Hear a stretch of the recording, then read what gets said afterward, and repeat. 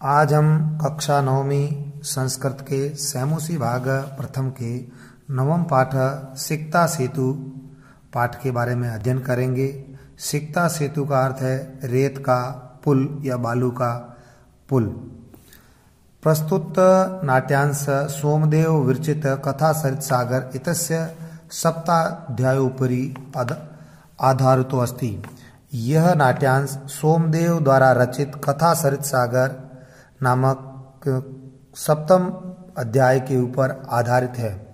अस्मिन् नाट्यांशे तपसा विद्या प्राप्तुं यत्नशील किंचित तपोदत्त नामकः कुमार चित्रित अस्ति।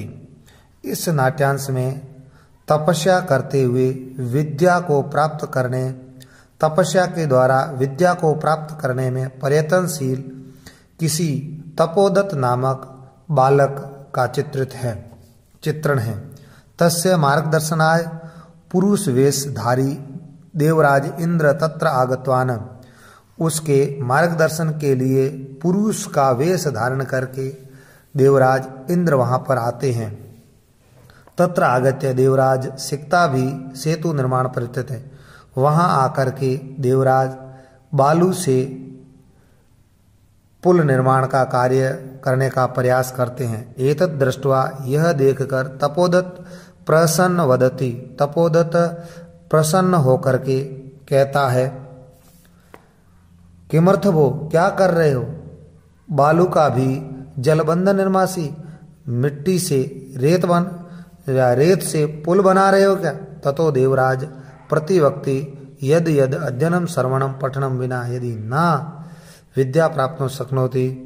तब देवराज इंद्र ने कहा कि जब अध्ययन श्रवण सुने, पठनम पठे बिना सुने और बिना पढ़े अध्ययन किया जा सकता है। यदि तुम विद्या प्राप्नोति शक्नोसि, तुम विद्या प्राप्त कर सकते हो, तदा अहम अपि, तब मैं भी बालू का भी सेतु निर्माण कर्तुम शक्नोमि, मैं भी रेत से पुल का निर्माण कर सकता हूँ। देवराजस्य अभिप्राय ज्ञात्वा, देवराज इंद्र के अभिप्राय को जान करके तपोदत्त विद्या प्राप्ति काम गुरुकुल गतवान, विद्या प्राप्त करने के लिए गुरुकुल जाता है।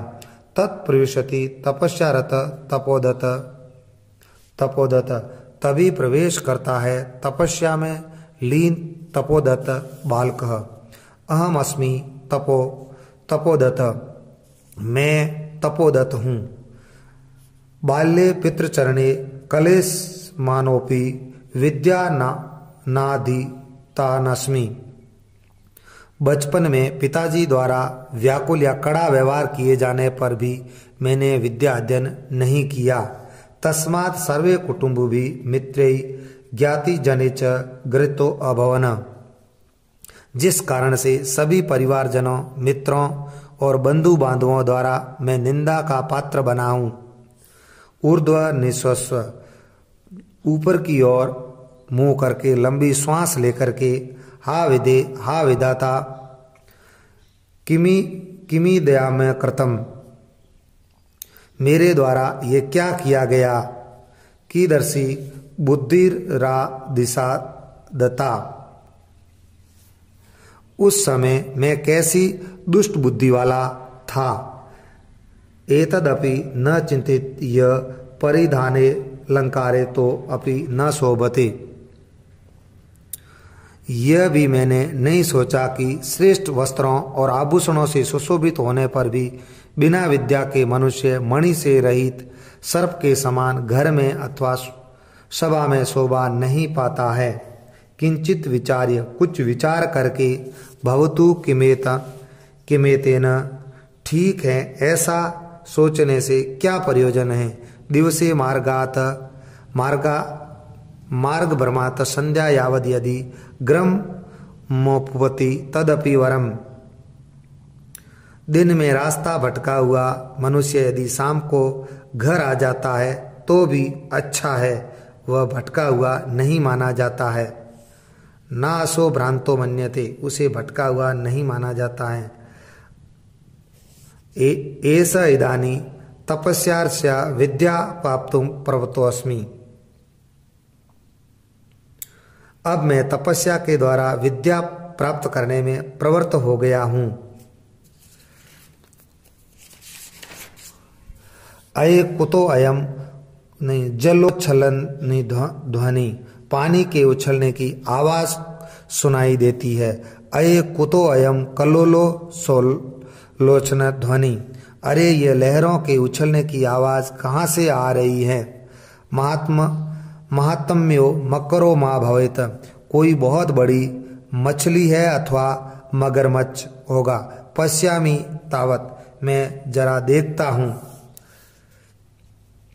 पुरुष एकम सिक्ता भी सेतु निर्माण प्रयासम दृष्टवा साहसम, एक मनुष्य को बालू या रेत से पुल बनाने का प्रयत्न करते हुए देखकर हंसते हुए कहता है, हंत, खेद है।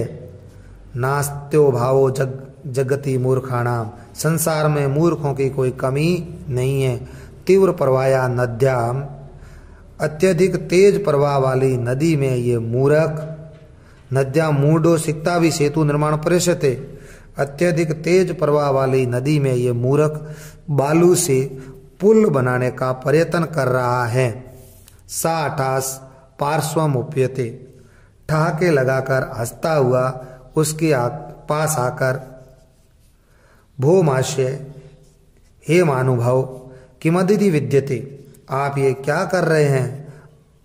अलम अलम तव शर्मणे पश्य, व्यर्थ में परिश्रम मत करो, देखो।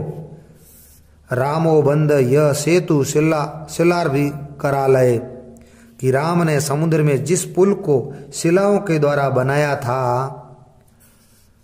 विद्वत बालू का भी इस्त यासी त्वरित राम ताम, ऐसा ही पुल बालू रेत से बनाते हुए तुम तो राम से भी बढ़कर कर रहे हो।